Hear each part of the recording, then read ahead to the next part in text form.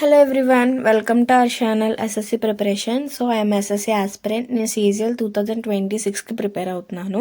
So ఇది నా study blog. చాలా డేస్ నుంచి వీడియోస్ అయితే పోస్ట్ చేయలేదు.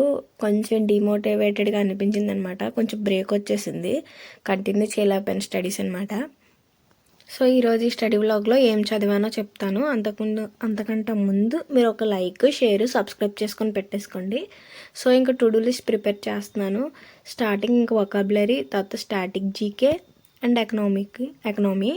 వొకాబులరీలో 1 word సబ్స్టిట్యూషన్ ఆల్రెడీ 600 వరకు చదివాను. మళ్ళీ ఒకసారి అవి రిపీట్ చేద్దామని అవి రాశాను.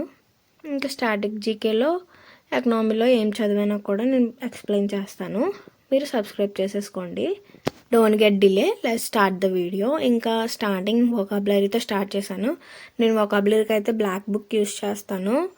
ఇదైతే బెస్ట్. ఇంకా వొకాబులరీకి మొత్తం A to Z ఇందులోనే ఉంటాయి. సో ఎవరికైనా బుక్ లేకపోతే ఆర్డర్ పెట్టుకోండి, లేకపోతే మనకి గూగుల్లోని PDF దొరుకుతుంది, డౌన్లోడ్ చేసుకోండి. అదే బ్లాక్ బుక్ PDF 2025 అప్డేటెడ్ అని కొడితే మనకి ఒక PDF వస్తుంది, అది డౌన్లోడ్ చేసుకోండి. సో ఇంకా 600 చదివాను. 600 మొత్తం రిపీట్ చేసి మొత్తం ఇంకా వొకాబులరీ పార్ట్ అంతా కంప్లీట్ చేసేసాను. సో ఇంకా వొకాబులరీ పార్ట్ అయిపోయిన తర్వాత స్టాటిక్ జీకే స్టార్ట్ చేశాను. సో జీకే ఏం చదివిన ముందు మీరు CHSL ఎగ్జామ్ రాసారా 2025లో? ఎలా వచ్చింది మీ పేపర్? మీరు ఏ షిఫ్ట్, ఎగ్జామ్ సెంటర్ ఎక్కడ ఉందో కూడా కామెంట్ చేసి చెప్పండి. మీకు ఎలా అనిపించింది పేపర్ టఫ్నెస్ కానీ ఏంటి అలా ఇచ్చారో కూడా నాకు కామెంట్ చేసి చెప్పేయండి.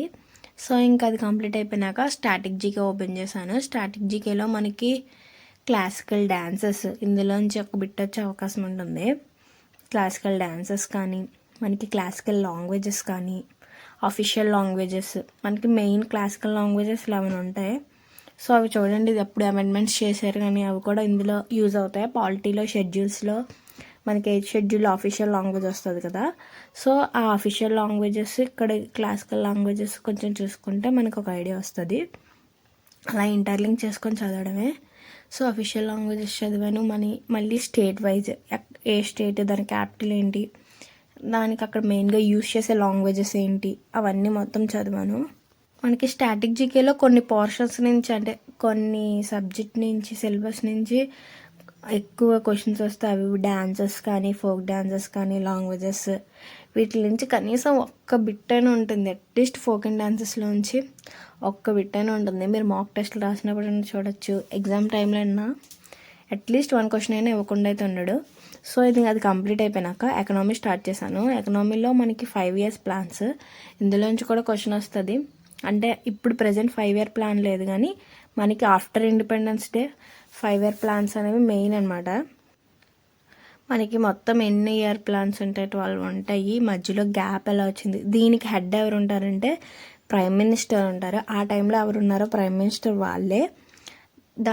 వాళ్ళకి డిప్యూటీగా ఎవరు ఉంటారంటే వాళ్ళు ఎవరైతే చూస్ చేసుకుంటారో వాళ్ళే ఉంటారు. సో ఆ టైంలో ఆ 5 year ప్లాన్లో ఏం చేశారు, అంటే ఏమేమి చేయాలనుకున్నారు, ఏం చేశారు, ఎంత % అచీవ్ చేశారు ఏంటనేది మొత్తం నేను చదివాను.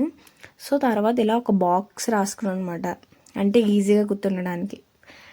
ఇయర్ టైమింగ్ ఏంటి, ఫస్ట్ ఇయర్ ఏమేమి చేయాలనుకున్నారు, ఏం చేశారు, ఏవేవి మెథడ్స్ యూస్ చేశారో అన్నీ మొత్తం నేను ఈజీగా రాసుకున్నాను. సో మీరైనా మొత్తం చదవండి, ఫస్ట్ మ్యాటర్ చదవండి, తర్వాత దాన్ని ఈజీగా సింప్లిఫై చేసుకున్నట్టు ఒక బాక్స్ లాగాని, ఒక చార్ట్ లాగాని చేసుకుంటే మనకి బేగా చదవడానికి అవుతుంది. ఈజీగా కూడా ఓకే, అలా చదువుతూ మనకి కూడా ఈజీ అనిపిస్తుంది. ఇంక ఇది నా స్టడీ వ్లాగ్ అనమాట. సో ఏంటంటే మన హార్డ్ వర్క్ చేయకపోతే మనల్ని ఎవ్వరు గుర్తించరు. మనకి జాబ్ ఉంటేనే మనకి ఒక రెస్పెక్ట్ కానీ ఏదైనా ఉంటుంది. మనం ఎంత స్ట్రగుల్స్ పడినా ఏం చేసినా ఎవ్వరు అవేం పట్టించుకోరు. ఎండ్ ఆఫ్ ద డే నువ్వు విన్ అయ్యావా, లూజ్ అయ్యావా అన్నది మాత్రమే చూస్తారు. సో విన్నింగ్, లూజింగ్ అనేది మన చేతిలో అయితే ఉండదు కానీ, బట్ మన హార్డ్ వర్క్ మనం చెయ్యాలి. సో కష్టపడదాం. So to do list complete చేసేసాను. That's it. Stay tune for another